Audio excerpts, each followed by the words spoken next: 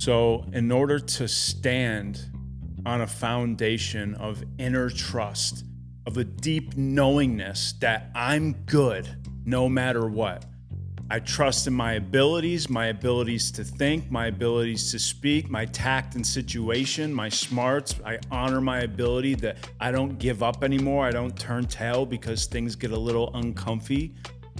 All that shit, it develops in the gauntlet of sobriety. What's going on, guys? Scott here from the Grave Podcast. This is The Burner. Call the Burner episode segment, whatever you want to call it. Just call the burner, 561-250-3033. Pick it up, call it, leave the message, burn it, break it, and then burn it, and then call another one from a different burner. Leave a voicemail, leave a message, and we may just play it like we're going to do in this video right meow, and respond to it and make a whole damn clip out of it. So without any further ado, we're going to get right into it. I'm going to give you the burner number one more time, 561-250-3033. If you want to interact, say whatever the hell you want. Maybe you want to bring up a point to debate or hear my opinion on something or ask a question, whatever you want. Whatever the hell you want to say it, and we may just play it and talk about it. All right, let's get right into this caller. Hi, I'm Kenzie. I'm from Indiana, and I have 9 months sober. And I just want to hear your personal take on this little question I have. And it's, will I ever be able to trust myself again? While I spend mostly every day not thinking about my drug of choice, there's still that little thought in my mind that, what am I going to do when it happens? Like, I'm having a hard time trusting that I will take the precautions that I know I need to take in order to not relapse and not use again.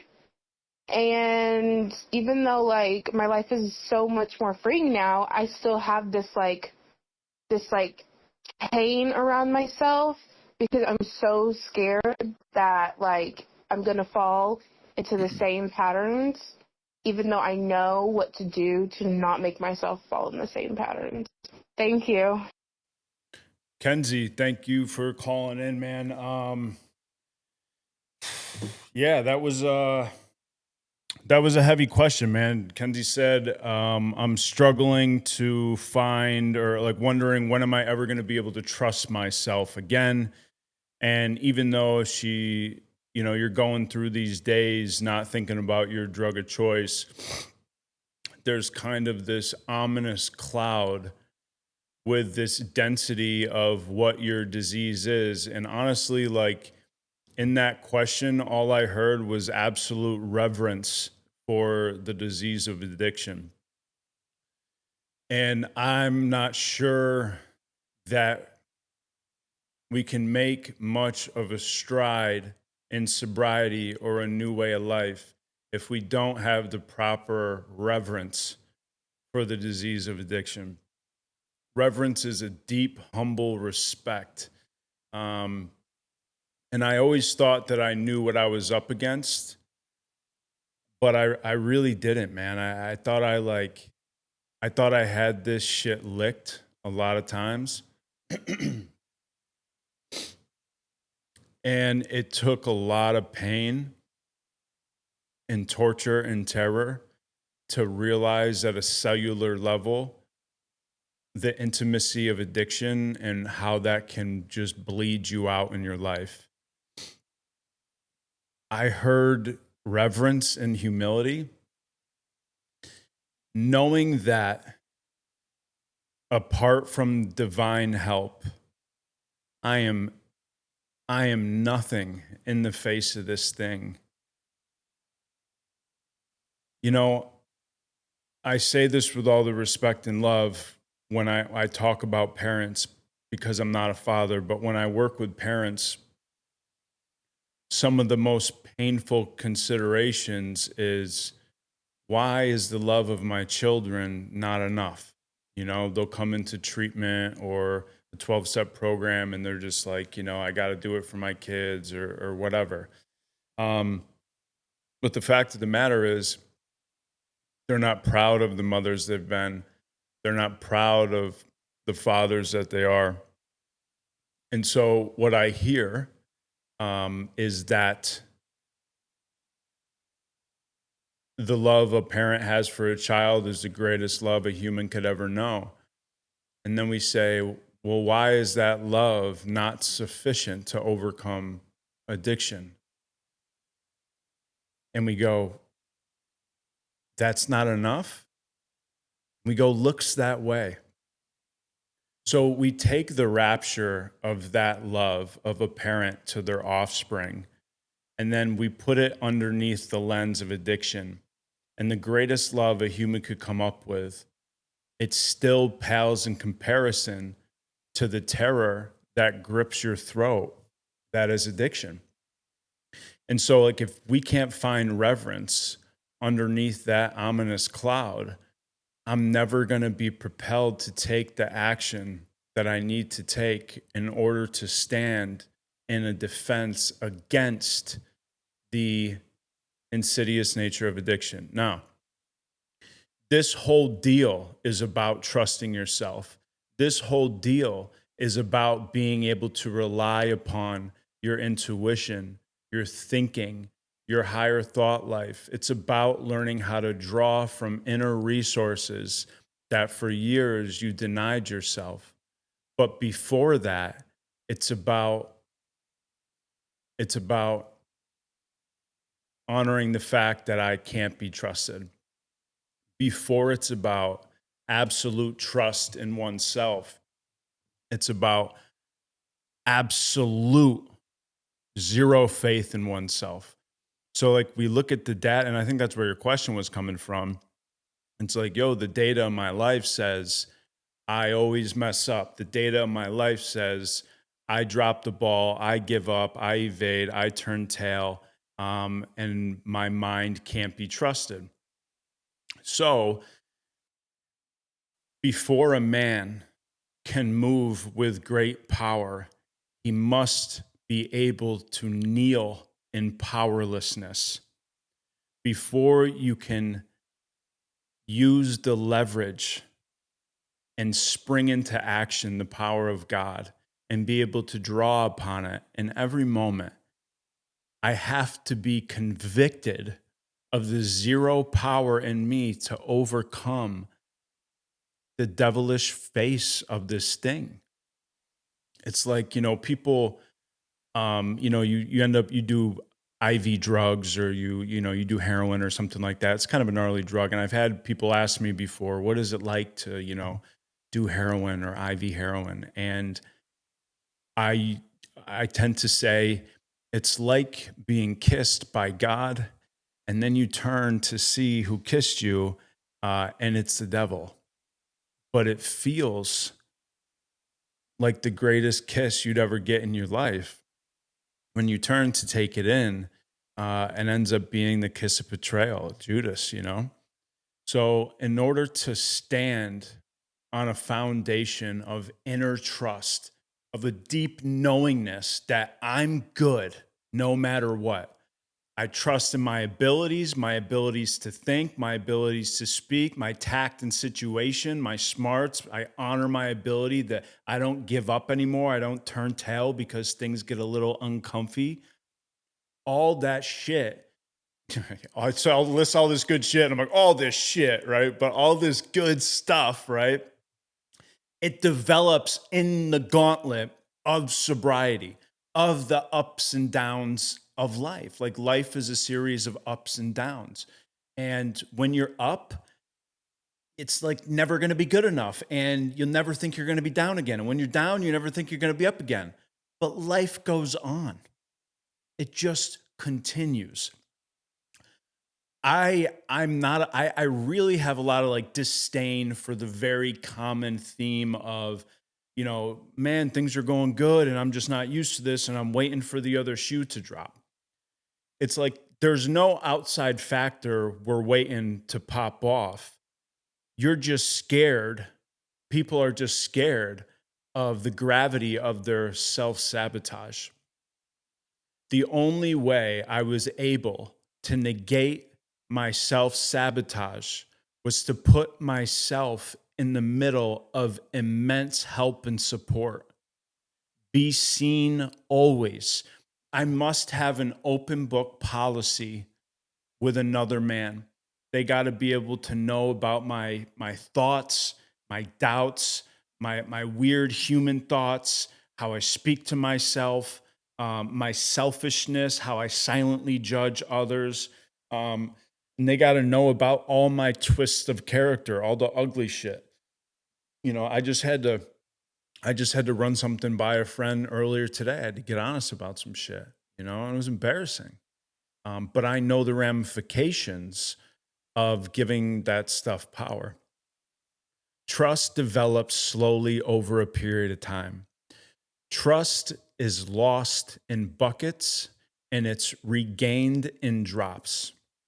As long as you are dropping trustworthy action into your life, little bit by slowly, trust meaning like not that you're being trustworthy for others, but like the Four Agreements says, to be impeccable with your word, right? So it's like you start to keep your word to yourself. You start to show up to yourself.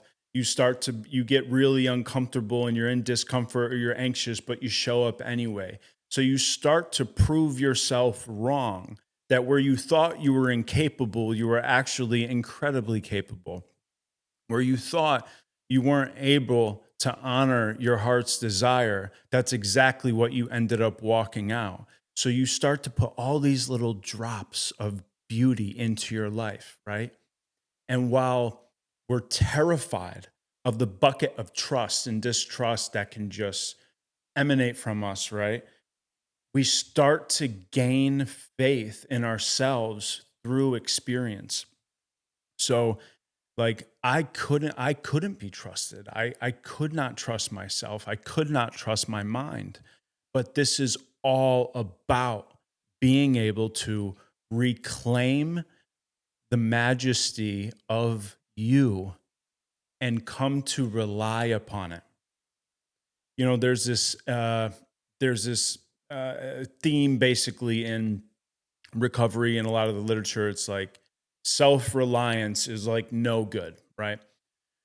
And so, like, for sure, like, if I just rely on self, like macho man or whatever, I'm smart enough. The meaning there is like, if it's just self reliance and there's no God involved, then we're headed for trouble because my life void of spiritual power, I got all the result, all the data I'd ever want from that already. I got it by, files and filing cabinets. We're good there. I got a lot of evidence, right?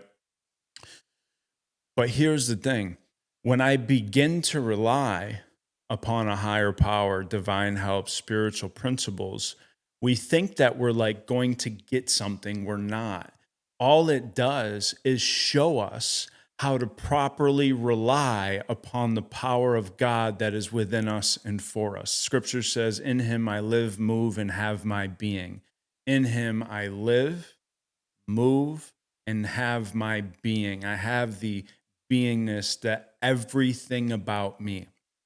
So this whole shit that you hear in the rooms of 12-step fellowship of like, I got 7 years sober and I still can't trust my first thought. Bro, give me heroin right now then.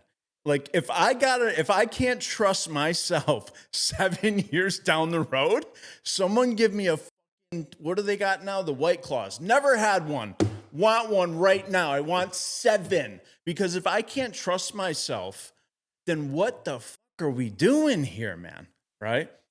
This is all about to reclaim our inner power that we had denied ourselves, to where the Kenzie that called in with that question will never ask that question again, because worrying about being able to trust herself won't be the bane of her existence. She will have established trust in herself by living in the way of little drops built up over a long period of time. She will know that she'll know that she'll know her creator is involved and that God does move in mysterious ways, his wonders to perform. Before I can lay hold of great power in my life, I must get buried by the weight of powerlessness. And before I can have radical self-trust, I have to come to not trust in any molecule in my body. It's like, emotional turmoil before emotional sobriety, alcoholic destruction before freedom from alcohol.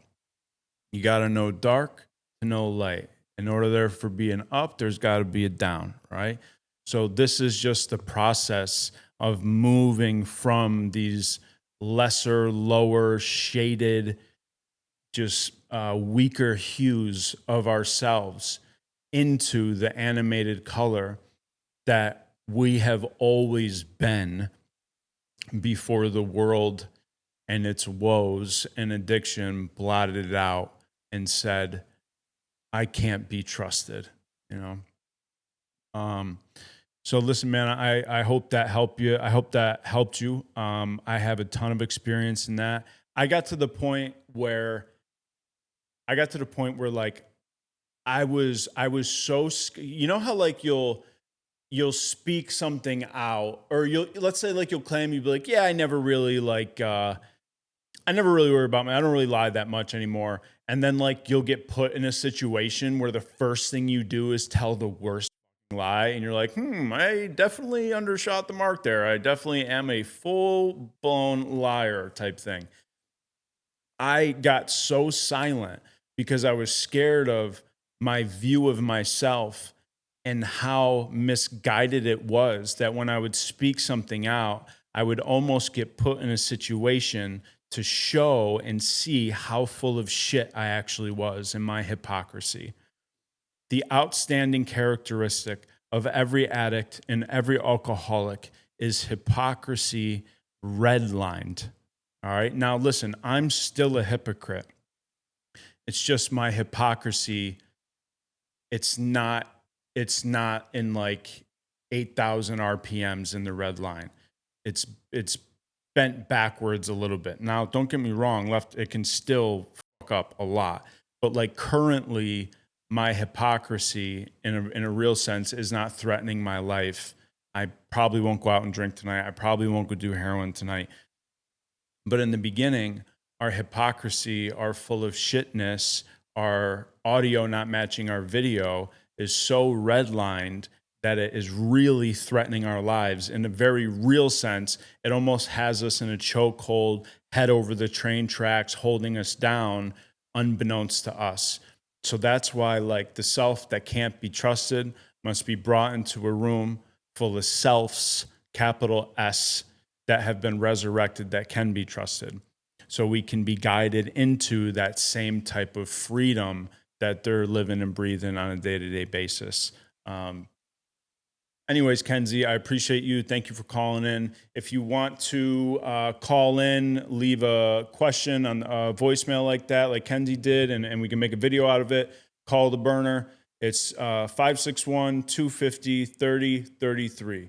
561-250-3033. If you're interested in doing one-on-one coaching work, you can email me at fromthegravepodcast@gmail.com, fromthegravepodcast@gmail.com. Appreciate you guys. Peace. Yeah.